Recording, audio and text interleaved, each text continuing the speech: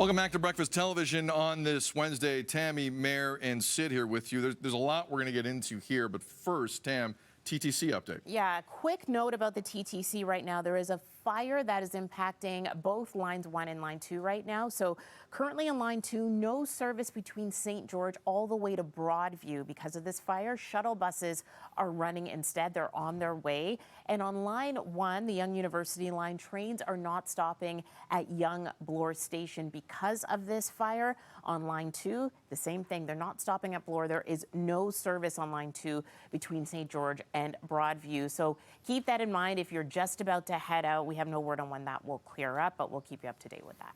All right, lots going on today. Obviously, what's happening on the 403. We've been seeing images of that all morning. Thank you for that update, Tam. And our news team will keep you updated as the morning progresses. Okay, let's get to a story that, and it goes without saying here, is drawing international headlines. And it happened yesterday morning, and it essentially kind of broke here on air as Tammie and our news team handled the story. And it was the shooting outside the Bridle Path mansion of Drake, seriously injuring one of his security guards who was standing outside of the gates at the time. This was a little after 2 a.m. yesterday morning. Despite video footage of the shooting, police say there is no description they are willing to put out yet of the vehicle or suspects at this time. The shooting comes amid a contentious rap beef between Drake and Los Angeles rapper Kendrick Lamar. But again, I want to stress this. Yesterday at the press conference by Toronto Police Services officials, they didn't have much to tell us other than the condition of the security guard and kind of what happened. I think I speak for all of us when I say, because there's a lot of things that are being kicked around, especially on social media.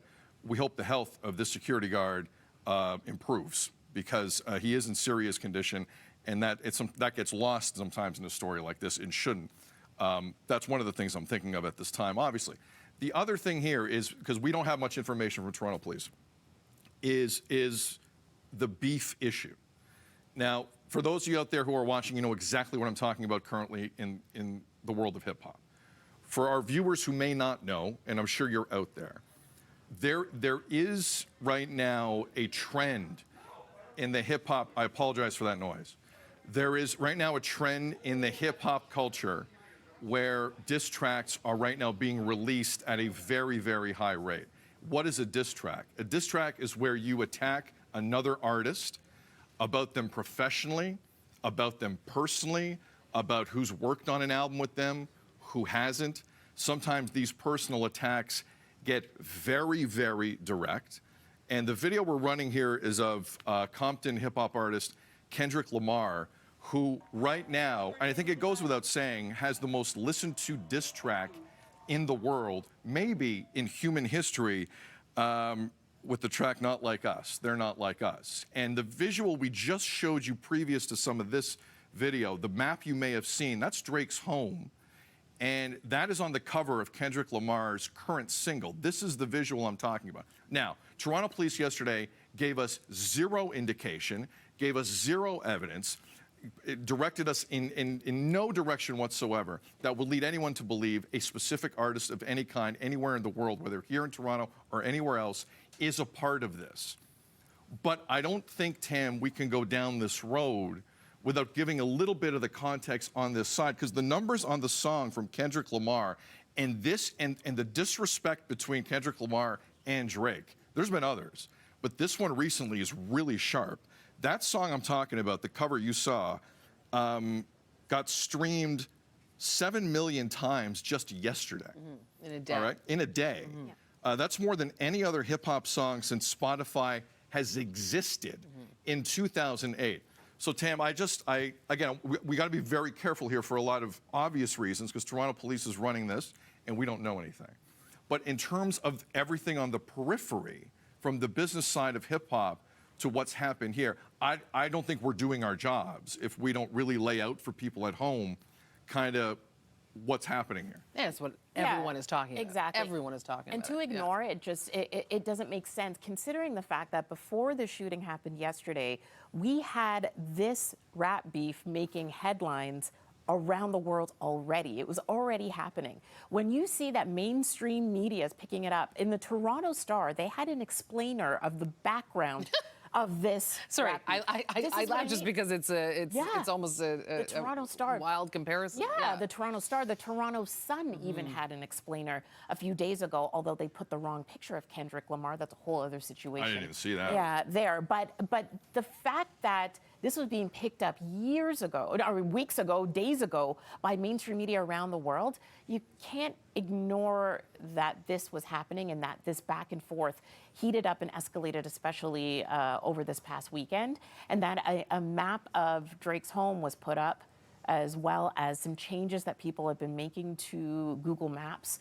And this is something that comes just a couple of days after someone pulls up to his house and shoots. There is no connection that is being made by Toronto police. They were specifically asked about this. They said they are aware of this. They are aware of the beef that's been happening, but there is absolutely no evidence to suggest that this is connected to the shooting at all. I just want to say one thing.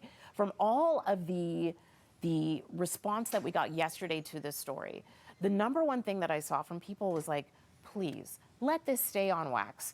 Don't let this get out into the real world, into real life, and impacting real people, including the security guard who, was rushed to hospital in life-threatening condition. They don't want it to get that far. No, and I think, my reaction to you saying that they were explaining it line by line sort of in the Toronto Star is that often these things, I mean, they do stay on wax, and they stay sort of within the music community and beyond that they exist for, and it is that diss track. It is an art form. I mean, I akin it on this show to sort of drag queens reading each other. There is something about it that is skilled and specific, but there's something very dangerous about it if, and again, we're not implicating this, but if there's some sort of illicit of real life behavior that could impact neighborhoods, that could impact lives, it's very dangerous. And as we see in these streams alone, I mean, hate sells. And that is a troubling piece of our humanity that unfortunately has been exacerbated in this situation, out in the public in front of our eyes. And the term "keep it on wax" is keep it in the studio. Yeah. That's what that means. Keep it. If you want to go after someone's professional well-being, and you want to go even further than that, which is happening a lot recently, just keep it on the record. Because I mean, look, I can't be the only one of a certain vintage to see something like this and think of how some of the most important voices in the history of music left us because it didn't stay in the studio and it didn't stay on wax. And I don't need to get into details. You know exactly what I'm talking about. So keeping it to, again, what we know, and Tam and our news team did an excellent job on this yesterday. It's not much. We'll expect another update from Toronto Police Services pretty soon, but I think the context of this is pretty important, and we wanted to kind of walk people through that maybe more accurately than the Toronto Star did in terms of how it is. And one last thing, in terms of the international attention on this, and I'm not saying this is any pat on the back for this team or whatever, I was going through my timeline after the show. Every fourth tweet was somebody recording Tammie doing a news update off their television. That's the reaction this got. And so to say this has gone international is putting it lightly.